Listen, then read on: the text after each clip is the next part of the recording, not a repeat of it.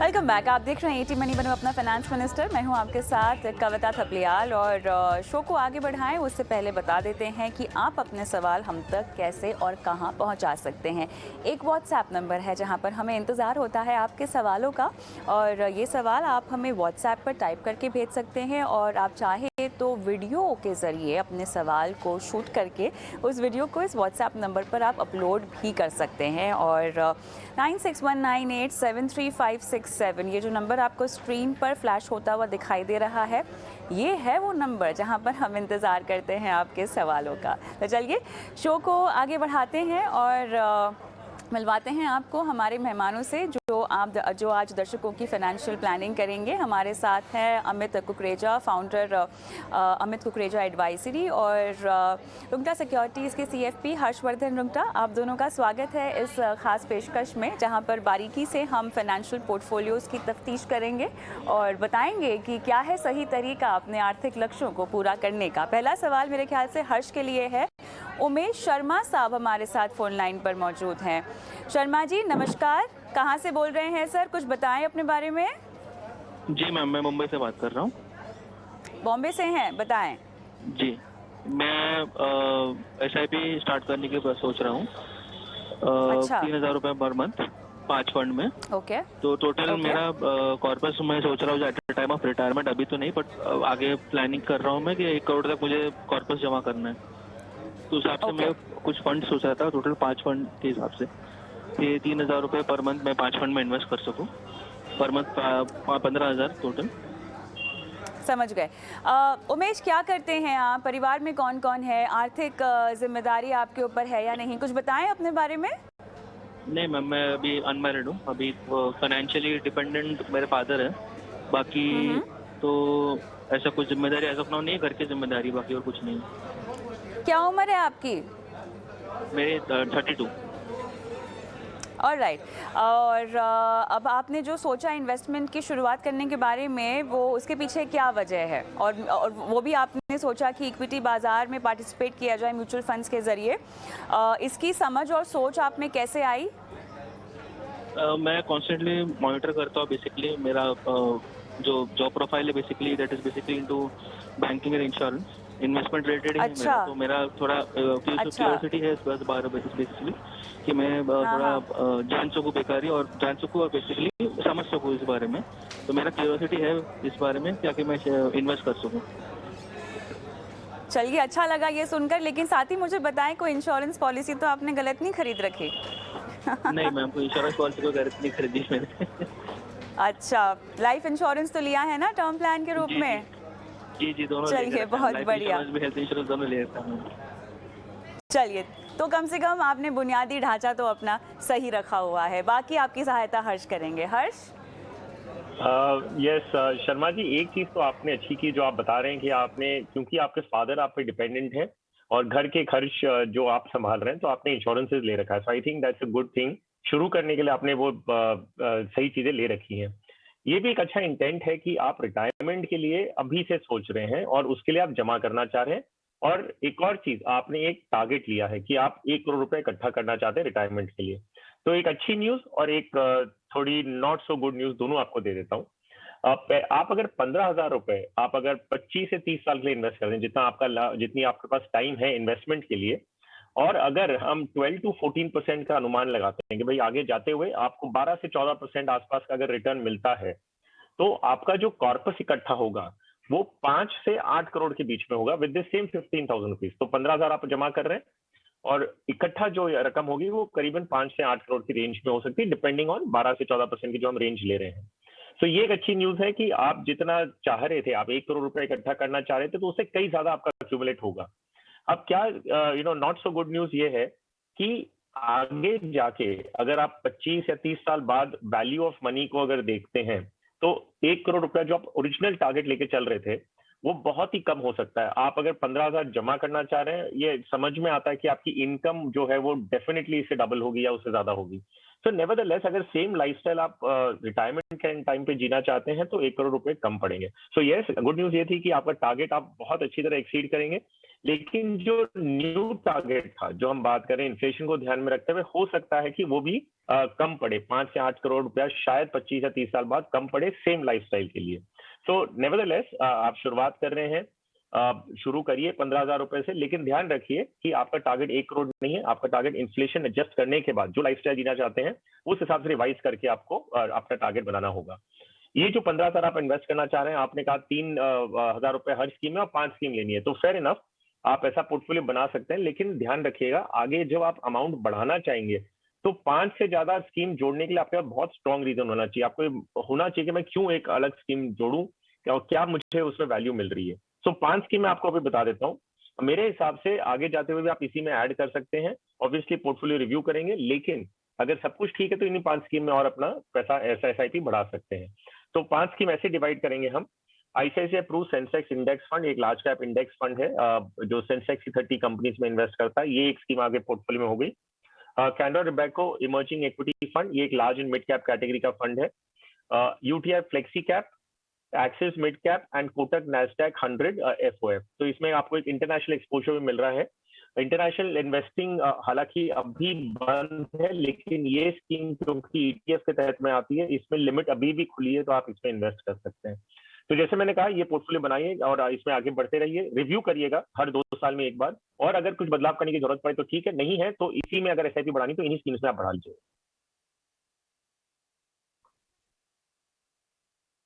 Alright, कोई सवाल यहाँ पर उमेश पूछना चाहते हैं हर्ष से? अगर मैं चाहूँ तो हर साल 10% SIP बढ़ा सकता हूँ, अगर सब कुछ ठीक रहा तो, रिव्यू अगर मैं ठीक रहा और मुझे ग्रोथ मिल रहा है इस SIP में, तो मैं 10% बढ़ा सकता हूँ। बिल्कुल, आपको अपना निवेश बढ़ाना ही चाहिए, लेकिन यहाँ पर हर्ष निवेश बढ़ाएं या फंड बढ़ाएं? नहीं, सो अगर आप 10% अमाउंट बढ़ा रहे हैं तो which is about 1,500 every year, तो आप अंदाजा से इतना अमाउंट हर साल बढ़ाने वाले हैं। तो अगर स्कीम्स अच्छी परफॉर्मेंस कर रही है तो कोई नया फंड 1,500 रुपए के लिए आपको नहीं जोड़ना है, वो बहुत क्लियर है। जैसे मैंने कहा कि आप इसी में बढ़ाइए, क्योंकि इसमें मैंने आपको एक large mid cap flexi cap concept, mid cap भी दे दिया, आपको इंटरनेशनल एक्सपोजर दे दिया है। तो इससे ज्यादा आपको और क्या चाहिए? मतलब इससे ज्यादा आप अगर ऐड कर रहे हैं पोर्टफोलियो में तो सिर्फ डुप्लीकेशन होने वाला है और कुछ रियली मिलने नहीं वाला। सो अगर इनमें से स्कीम्स में कोई अच्छा परफॉर्मेंस नहीं है तो आप डेफिनेटली उसे चेंज करेंगे, और अगर अच्छा है तो इसी में बढ़ाइएगा, अलग स्कीम्स जोड़ते मत जाइए, it's not worth it.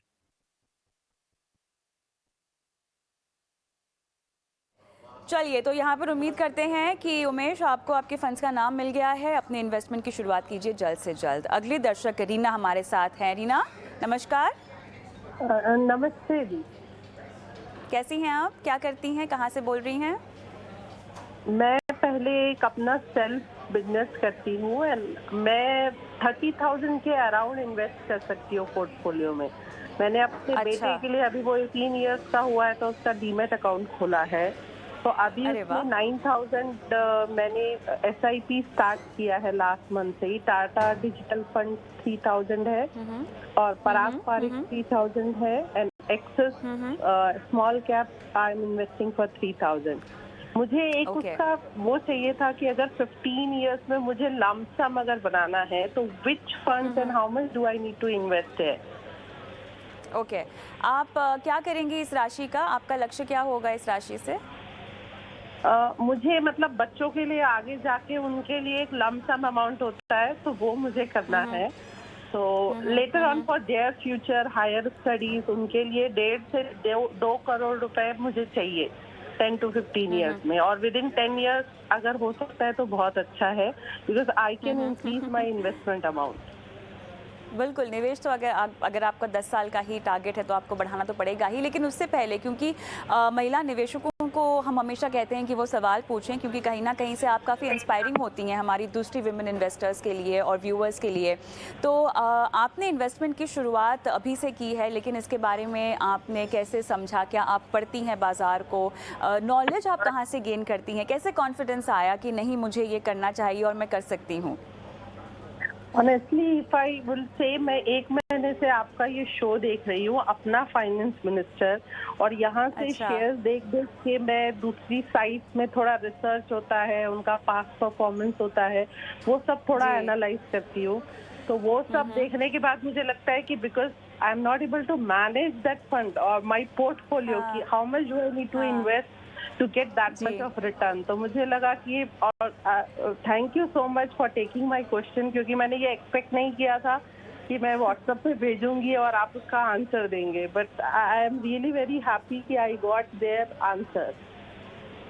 Thank you so much, आपने हम पर विश्वास किया और अपना सवाल हमें भेजा, और हमारा तो हमें तो इंतज़ार रहता है सवालों का, और उसमें से भी हम तो हमेशा इनकरेज करते हैं विमेन व्यूअर्स को कि वो अपने सवाल हमसे पूछें और हमसे अपने लिए एक निवेश रणनीति मांगे, जो कि इस वक्त रीना ने भी की है। और अमित के पास मैं जाऊंगी जो कि विस्तार से आपको समझाइश देंगे कि आपका लक्ष्य कैसे पूरा हो सकता है, और अगर आपको निवेश बढ़ाने की भी ज़रूरत है अमित, तो वो कितना उनको बढ़ाना होगा। ओवर टू यू, बताएं। श्योर।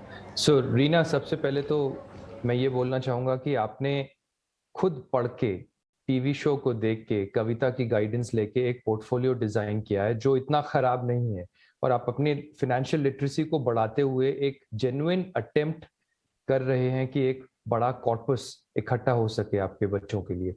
तो आपने जो गोल शेयर किया है हमसे, उसमें मैं एक मिडिल फिगर लेता हूँ, 15 ईयर्स में आपको 2 करोड़ एक्यूमुलेट करने हैं। अगर 12% से हम इस पोर्टफोलियो को ग्रो कर रहे हैं थ्रू SIP मंथली इन्वेस्टमेंट, तो हमें महीने का 42,000 रुपए इन्वेस्ट करना पड़ेगा। और अगर आपके पास अभी लमसम है, तो वो कितना होना चाहिए कि वो 15 साल में 2 करोड़ बन जाए? अगर 12% से ही ग्रो करता है तो वो लमसम में बोलूंगा 36,54,000। सो अगर आपके पास 36.5 लाख रुपए लमसम है, तो आप अभी इन्वेस्ट करके SIP नहीं करना चाहते हैं तो 2 करोड़ में बना सकते हैं, प्रोवाइडेड आप 15 साल होल्ड करेंगे, या आप SIP के जरिए 42,000 पर मंथ से आप 2 करोड़ 15 साल में इकट्ठा कर सकते हैं। आपको 2-3 चीजें याद रखनी है। इन्वेस्टर बिहेवियर, पहली बात, आप एक नए इन्वेस्टर साउंड कर रहे हैं, मुझे नहीं पता आपका कितना इन्वेस्टमेंट एक्सपीरियंस है मार्केट्स में थ्रू म्यूचुअल फंड, लेकिन ऐसा लग रहा है कि आपने अभी शुरू किया है। भारत में काफी लोगों ने कोविड क्रैश के बाद म्यूचुअल फंड में इन्वेस्टमेंट शुरू किया है, और मैं हर शो पे ये रिपीट करता हूं कि आप लोग जो रैली आप लोगों ने विटनेस की है, वो रैली पास्ट परफॉर्मेंस का कंसिस्टेंट इंडिकेटर नहीं है। उसको आप अपने माइंड में एक रेगुलर मेट्रिक नहीं बनाइएगा। मार्केट करेक्शन का भी एक्सपीरियंस आप लोगों को लेना जरूरी है। तो जितना टाइम आप पोर्टफोलियो में इन्वेस्टेड रहेंगे और जितना बुल नहीं बेयर साइकिल्स को भी एम्ब्रेस करके अपनी इन्वेस्टमेंट्स को कंटिन्यू करेंगे, उतना आप अपने गोल तक जल्दी पहुंचेंगे। तो इन्वेस्टर बिहेवियर बहुत इंपॉर्टेंट है। अपना टेम्परामेंट को काफी पेशेंस से भर के रखिएगा और काफी वॉलेटिलिटी को एम्ब्रेस करने वाले एटीट्यूड से चलते रहिएगा, तो आपका पोर्टफोलियो जल्दी बढ़ जाएगा। थर्ड, आपने जो स्कीम्स चूज की हैं, मैं बोलूंगा कि वो स्कीम्स अभी थोड़ा सा आपने जल्दी जंप कर लिया एक मिड कैप या स्मॉल कैप या सेक्टोरल फंड में। आपने एक मल्टी कैप फंड तो अच्छा लिया है, लेकिन आपने एक स्मॉल कैप ऐड कर दिया और आपने एक टाटा डिजिटल फंड, आपने टेक्नोलॉजी का या जो भी न्यू एज टेक्निकल डेवलपमेंट हो रहा है उसको ध्यान में रखते हुए आपने एक टाटा डिजिटल फंड भी शुरू कर दिया है। मेरा सजेशन है, क्योंकि आप एक बिगिनर हैं, तो आप एक large cap index, large cap actively managed fund, multi cap और या फ्लेक्सी कैप फंड, इनसे आप अपने 42,000 रुपए इन्वेस्ट कीजिए हर महीने। जब आपकी इन्वेस्टिंग कैपेसिटी 40,000 से ज्यादा हो जाए, तब आप सेक्टोरल फंड और स्मॉल कैप फंड में इन्वेस्टमेंट शुरू कीजिए। तो मैं आपको कुछ सजेशंस देता हूं, जैसे आप पराग पारिक फ्लेक्सी कैप में इन्वेस्टमेंट्स कंटिन्यू रखिए। Nifty index, UTI Nifty index fund में आप अपना इन्वेस्टमेंट शुरू कर सकते हैं। मेरा एसेट लार्ज कैप में शुरू कर सकते हैं। SBI फोकस्ड इक्विटी फंड में अपना इन्वेस्टमेंट शुरू कर सकते हैं। इंटरनेशनल फंड में करना है तो आप कोटक का नैस्डैक फंड ऑफ फंड में इन्वेस्ट कर सकते हैं। ये 4-5 स्कीम्स हैं जिसमें आप मिला के 40-42,000 रुपए महीने का इन्वेस्ट कर सकते हैं, और अगर उससे ज्यादा इन्वेस्टिंग कैपेसिटी बन जाती है, फिर आप एक्सेस स्मॉल कैप और टाटा डिजिटल फंड में इन्वेस्ट कीजिए। तो go slow and be ready for experiencing volatility in the market 2, 3, 4 years, 5 years down the line. I don't know exactly वो कब होगा, लेकिन आपको डाउन साइकिल के लिए भी उतना ही रेडी रहना है जितना आप अप साइकिल के लिए रेडी हैं। That is my suggestion to her, कविता। रीना, कोई सवाल पूछना चाहती हैं अमित से? एक और क्वेश्चन था मैम। सर जी, आपने बोला 42,000 करना है, तो आपने जो फंड सजेस्ट किए हैं उसको मुझे इक्वली डिवाइड करना है like I can see 5 funds है वहाँ पे, तो उसमें मतलब जी। 42 डिवाइडेड बाय 5 और weightage should be different in all those different funds. बिल्कुल देखिए- बिल्कुल अमित। श्योर डेफिनेटली मैं आपको बोलूंगा 50% तो आपका लार्ज कैप में होना चाहिए। तो जो एक इंडेक्स फंड और एक लार्ज कैप फंड बोला है उसमें आप 25% इन्वेस्ट कर लीजिए, तो वो 10-10 हजार रुपए हो गया। बाकी का 10-10 हजार आप पराग पारिक फ्लेक्सी कैप में और SBI फोकस्ड इक्विटी में कर लीजिए, या फिर आप उसमें 10-10 के बजाय 7.5 कर सकते हैं, और जो बैलेंस बचता है 7,000, I am keeping 42,000 rupees a month का फिगर, वो 7,000 आप इंटरनेशनल फंड में इन्वेस्ट कर सकते हैं। बट लार्ज कैप का डेफिनेटली कॉम्पोजिशन 50% होना चाहिए। ऑलराइट, चलिए रीना, ऑल द बेस्ट आपके इन्वेस्टमेंट्स के लिए। जो बदलाव बताए हैं उसे कीजिए और नियमित रूप से आप निवेश कीजिए, अपने निवेश को बढ़ाने की भी कोशिश कीजिए। राजा रॉय साहब हमारे साथ फोन लाइन पर हैं। सर नमस्कार, कैसे हैं? नमस्कार कविता जी, मैं ठीक हूँ, आप कैसे हैं? मैं बिल्कुल ठीक हूँ, थैंक यू सो मच। आपके ऊपर 28 लाख का लोन है सर, और आपका निवेश का लक्ष्य है 10 साल में आपको 1 करोड़ रुपए इकट्ठा करने हैं। आपने मौजूदा पोर्टफोलियो बनाया जिसकी डिटेल्स हमारे पास हैं। तो मुझे ये बताएं कि आपके पास LIC की ये कौन सी पॉलिसी है? LIC की है जीवन तरंग। जीवन तरंग है आपके पास। FD का 12 लाख रुपए आपका कब मैच्योर हो रहा है सर, कि ये कुल मिला के आपकी FD का निवेश है? हाँ, वो लगभग वो तो ग्रेजुअली होगा, लगभग 2 साल में हो जाएगा। 2 साल में हो जाएगा ना। और कब से ये फंड्स आपने कब से शुरू किए हैं? कौन सा म्यूचुअल फंड? हाँ हाँ। म्यूचुअल फंड मैडम आपका शो देख के ही मैंने शुरू किया था, और लगभग 3 इयर्स हो गया। चलिए, तो अब आपकी EMI कितनी जाती है? 20,000। चलिए, उसके बावजूद भी आपने अपनी निवेश की रणनीति बनाई है। दाद देनी पड़ेगी, बहुत सारे निवेशक ये नहीं कर पाते हैं अगर उनके ऊपर EMI होती है, तो ये अपने अच्छा ख्याल रखा है अपने इन्वेस्टमेंट का। लेकिन आपका मकसद इस निवेश से 1 करोड़ रुपए इकट्ठा करने का है। शायद बढ़ाना पड़े आपको इन्वेस्टमेंट, लेकिन गाइड करेंगे। हर्ष बताएं। जी हाँ कविता, आपने सही कहा कि जो अभी इन्वेस्टमेंट हो रहा है, अगर मैं सिर्फ इक्विटी पोर्शन को देखूं, जो 20,000 रुपया हर महीने का कर रहे हैं, 3 साल से कर रहे हैं, अक्यूमुलेटेड कॉर्पस इनके पास ऑलरेडी लगभग 9 लाख रुपए का हो चुका है, और ये आगे अगर 10 साल भी इन्वेस्ट करते हैं तो थोड़ा मुश्किल है रॉय साहब कि आपका 1 करोड़ का टारगेट पूरा होगा। सो नेवरदलेस आपने पोर्टफोलियो जो बनाया, आपने 3 जो स्कीम्स ले रखी हैं इक्विटी में, और जो SIP है आपके म्यूचुअल फंड की, और बाकी जो आप फिक्स डिपॉजिट्स और PPF वगैरह में इन्वेस्ट कर रहे हैं, सो आई एम होपफुल कि 10 साल बाद आप 1 करोड़ के पास आ जाएंगे। क्रॉस करना थोड़ा मुश्किल लग रहा है, लेकिन जैसे इनकम बढ़ेगी या EMI कम हो जाती है या बंद हो जाती है आगे जाते हुए, तो आप डेफिनेटली अपनी SIP की या इन्वेस्टमेंट अमाउंट बढ़ा सकते हैं। बात करें अगर पोर्टफोलियो की और कुछ चेंजेस करने की जरूरत है स्कीम्स की, तो मुझे एलोकेशन जो आपने इक्विटी और डेट में किया है मुझे ठीक लग रहा है। ऐसा नहीं लगता कि कोई भी चीज में आपको वैसे बदलाव करने की जरूरत है। इंश्योरेंस हम लगभग हमेशा कहते हैं कि इन्वेस्टमेंट के रूप में नहीं किया जाता, लेकिन क्योंकि आप ऑलरेडी शुरू कर चुके हैं, अब अगर आप उसे बंद करते हैं, निकालना चाहते हैं, तो उसमें काफी लॉस हो सकता है। और जो कंट्रीब्यूशन अमाउंट है वो करीबन 4,000 रुपया महीने का है, अगेंस्ट जो आप 20,000 की SIP इक्विटीज में कर रहे हैं और बाकी जो प्रोविडेंट फंड वगैरह में इन्वेस्ट कर रहे हैं। तो आई थिंक हो सके तो एक बार सरेंडर वैल्यू चेक करा लीजिए कि अगर आप उसे निकलना चाहते तो कितना रुपया मिलेगा। यही चीज अगर आप एक लॉन्ग टर्म इन्वेस्टमेंट एक इक्विटी में SIP के जरिए करते हैं तो रिटर्न्स डेफिनेटली आपको ज्यादा मिलेंगे। जहां तक इंश्योरेंस की बात है, आप अगर एक टर्म प्लान के रूप में लाइफ कवर लेते हैं तो वो सफिशिएंट है, जितना काम आपको इंश्योरेंस का चाहिए वो आपको टर्म प्लान करके दे देता है। आपकी SIP अगर स्कीम्स की बात करूं, सारी स्कीम्स अच्छी हैं, एलोकेशंस भी ठीक है, तो फिलहाल मैं कोई भी चेंजेस करने की आपको सलाह नहीं दूंगा आपके पोर्टफोलियो में। चलिए, तो निवेश आपको बढ़ाने की सलाह दी जा रही है। समय लगभग खत्म हो गया, लेकिन फिर भी राजा जी कोई सवाल पूछना चाहते हैं हर्ष से? हुआ है, मैं EMI को बढ़ा दूं या फिर SIP में अमाउंट इंक्रीज कर दूं, ये मेरा कन्फ्यूजन है मेरे को।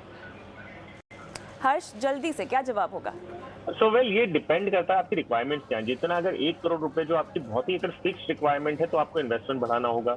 अगर आपकी 1 करोड़ की रिक्वायरमेंट इतनी स्ट्रिक्ट नहीं है कि 1 करोड़ चाहिए ही, तो आप इवेल्युएट करिए कि आपका रिटर्न की पोटेंशियल क्या है, टैक्स बेनिफिट क्या है जो आपको लोन पे मिल रहा है, तब आप उसे इवेल्युएट करेंगे। कोई स्ट्रेट आंसर नहीं है। लेकिन गोल को ध्यान में रखते हुए सिर्फ कहूंगा कि अगर 1 करोड़ नेगोशिएबल नहीं है तो इन्वेस्टमेंट बढ़ाइए, नेगोशिएबल है तो कंसिडर करके ईएमआई और एसआईपी के बीच में एक बैलेंस रखिए, किसी से कंसल्ट करेंगे तो ज्यादा बेटर रिप्लाई मिलेगा। चलिए, ऑल द बेस्ट आपकी इन्वेस्टमेंट्स के साथ। और समय लगभग खत्म हो चुका है, लेकिन निवेश का गुरु मंत्र जान लेते हैं।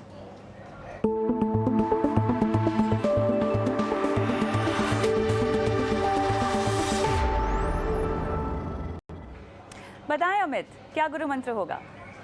कविता, बहुत सिंपल है। काफ़ी व्यूअर्स हमारे रिसेंटली म्यूचुअल फंड के परफॉर्मेंस को या कैपिटल मार्केट्स में परफॉर्मेंस देख के इन्वेस्टमेंट शुरू कर रहे हैं, जो सिर्फ बुल साइकिल विटनेस कर चुके हैं, बेयर साइकिल विटनेस नहीं किए। उनके लिए एक सिंपल गुरु मंत्र है, time in the market is much more important than timing the market. तो कभी भी मार्केट को टाइमिंग करने की कोशिश ना करें, मार्केट में अपने इन्वेस्टमेंट्स को टाइम दें, चाहे वो बुल साइकिल हो चाहे बेयर साइकिल हो, तभी आपको रियल पावर ऑफ कंपाउंडिंग का बेनिफिट मिलेगा, तभी आप अपने फाइनेंशियल गोल तक जल्दी पहुंचेंगे। हर्ष? वेल कविता, ये पोर्टफोलियो को कंस्ट्रक्शन को लेके है। जब हम इन्वेस्टमेंट का एक पोर्टफोलियो बनाते हैं, हम अपने पैसे जो हैं वो डाइवर्सिफाई करते हैं डिफरेंट मार्केट सेगमेंट्स में। तो large cap, mid cap, small cap. Investor अपनी प्रोफाइल को देखते हुए ज्यादा शायद मिड कैप ले ले, ज्यादा लार्ज ले, depends on the profile of the investor. तो पहले तो पोर्टफोलियो कंस्ट्रक्ट करें तो हर मार्केट सेगमेंट में आप एक्सपोजर लें और डाइवर्सिफाई करें। उसके आगे एक चीज और, जब हम रिव्यू करने की बात करते हैं, हम अक्सर देखते हैं कि इन्वेस्टर्स क्या है, अपने ही पोर्टफोलियो में एक लार्ज कैप फंड के परफॉर्मेंस को एक स्मॉल कैप या मिड कैप से कंपेयर करके कहते हैं कि ये फंड अच्छा कर रहा है, वो नहीं कर रहा। तो आपको ये गलती नहीं करनी है। आपको देखना है कि लार्ज कैप का फंड जब आप कंपेयर करते हैं किसी और लार्ज कैप से करिए, अपने पोर्टफोलियो के मिड कैप से कंपेयर मत करिए। और यही चीज आपको एक रियल रिफ्लेक्शन देगी और आप सही मायने से एसेट एलोकेशन, डाइवर्सिफिकेशन का फायदा उठा पाएंगे। अगर आप आपस में स्कीम कंपेयर करेंगे तो फिर आप वापस स्विच करके दूसरी जगह चले जाएंगे, जो आपका डाइवर्सिफिकेशन पर्पस फुलफिल नहीं करता है। चलिए, तो निवेश गुरु मंत्र जो आपको अपनी इन्वेस्टमेंट जर्नी में ध्यान से आपको अमल करना है इन पर। और बहुत बहुत धन्यवाद आप दोनों का इस खास पेशकश में शामिल होने के लिए। जिन भी दर्शकों के सवाल हम इस शो में शामिल नहीं कर पाए हैं, आपके सवाल आने वाले शो में हम शामिल करेंगे, क्योंकि देखिए बहुत ज़रूरी है कि हर किसी के फाइनेंशियल पोर्टफोलियो में बारीकी में जाकर उनको समझाइश देना। इसीलिए हम भले ही कम सवाल ने शो में, लेकिन जो सवाल छूट गए हैं वो अगले शो में शामिल करेंगे। लेकिन हाँ, अगर आप ये शो देखकर सवाल पूछना चाहते हैं तो नंबर आपको बता देते हैं जहां पर आपको अपने सवाल हमें भेजने हैं। व्हाट्सएप नंबर है, यहां पर अपना सवाल हमें टेक्स्ट कर दीजिए व्हाट्सएप पर, और चाहे तो वीडियो के जरिए भी अपना सवाल हम तक पहुंचा सकते हैं। नमस्कार।